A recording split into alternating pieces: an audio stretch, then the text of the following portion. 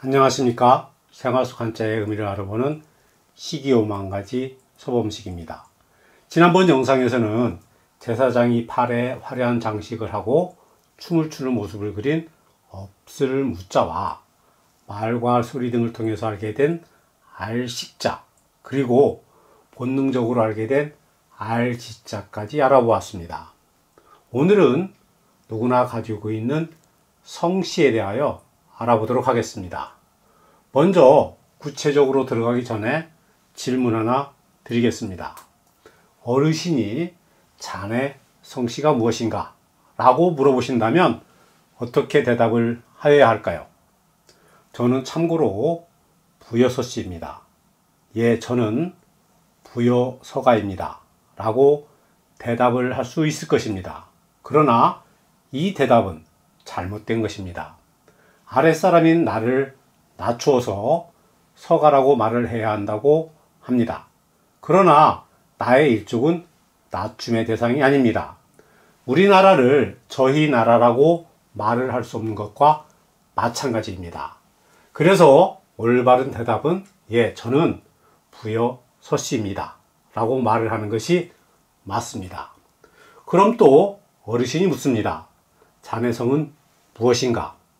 이때에는 나를 낮추어서 예, 저는 서가입니다. 라고 말을 하는 것이 올바른 대답이 되는 것입니다.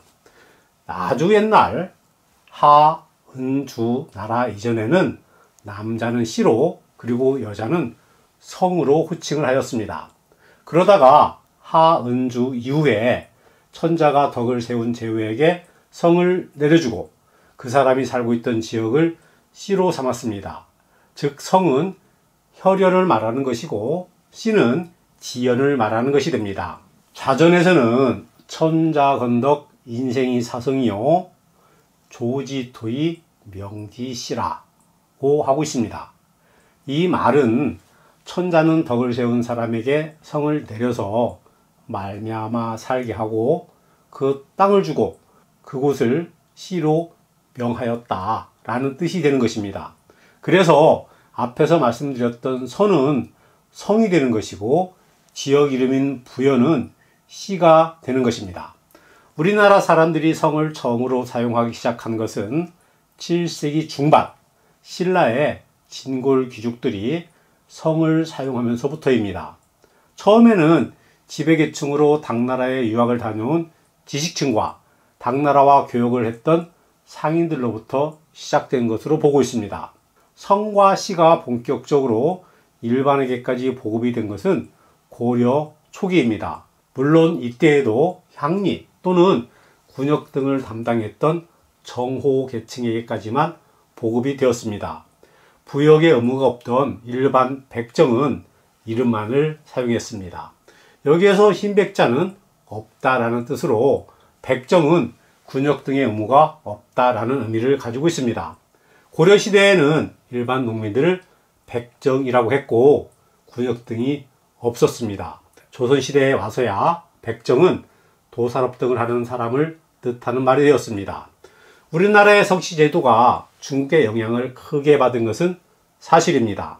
그러나 성씨의 수용 및 보급, 분화의 과정에서 본관의 세분과 통폐합 등 성씨 체계가 특이하고 성명의 구성이 복잡하여 우리나라만이 가지고 있는 고유한 점이 아주 많이 있습니다.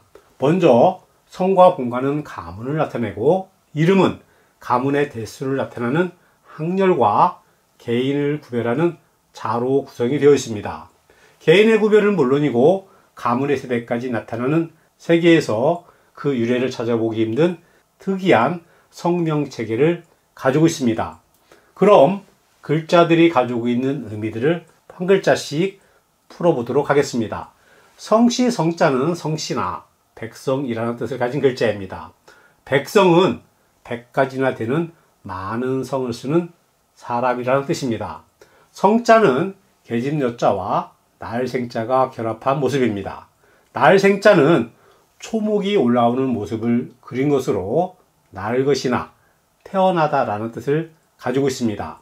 날생자와 계집여자로 이루어진 성씨 성자는 태어난다는 것은 곧 여자에 의해서 결정이 된다라는 뜻을 가지고 있습니다. 고대 인류가 목의 사이를 근간으로 시작했다는 것은 누구나 다 아는 사실입니다. 목의 사이에서는 여자만이 성을 가질 수 있었고 자신의 성은 딸 아이에게 대물림이 됐습니다. 이는 생식 능력이 있던 여성이 신성시 됐기 때문이기도 하지만 동굴에서 여러 사람들이 모여 살던 원시 시대에 태어난 아이의 아버지가 누구인지는 모르지만 누가 엄마인지는 확실하게 알 수가 있는 것입니다. 이러한 인식이 낳은 글자가 바로 성씨 성자입니다. 그래서 초기의 성들은 계집 여자가 들어간 글자들이 아주 많습니다. 성씨 시자는 성씨와 관련된 글자입니다. 성씨 시자와 관련된 해석은 아주 다양합니다. 갑불문에 나오는 시자를 보면 사람 손에 무언가를 들고 있는 것처럼 보이기도 하고 또는 땅속에 있는 뿌리 열매를 그린 것처럼 보이기도 합니다. 일부에서는 이것이 종족을 상징하는 쥐봉을 그린 것으로 해석을 하기도 합니다. 이렇게 뜻이 제각각인 것은 시자와 결합하는 글자들이 다양한 의미로 해석이 되기 때문입니다. 나무 뿌리를 그린 것으로 보고 있는 해석은 혈통도 나무 뿌리와 마찬가지로 하나의 줄기에서 시작이 되어 점차 확산하기 때문이다 라고 보기도 하지만 저는 지역과 종족을 대표하는 마을의 최고 어르신이 종족의 상징물을 들고 마을 사람들을 지휘하고 있는 모습을 그린 것으로 보고 있습니다. 오늘 함께 알아본 글자들을 정리하도록 하겠습니다. 먼저 태어나는 것은 여자에 의해서 결정된다는 의미를 가지고 있는 성씨 성자와 지역과 종족을 대표하는 사람을 그린 성씨 시자까지 알아보았습니다. 지금까지 부여서시 시기의 오만가지가 말씀을 드렸습니다. 구독해 주시는 모든 분들 항상 건강하십시오. 감사합니다.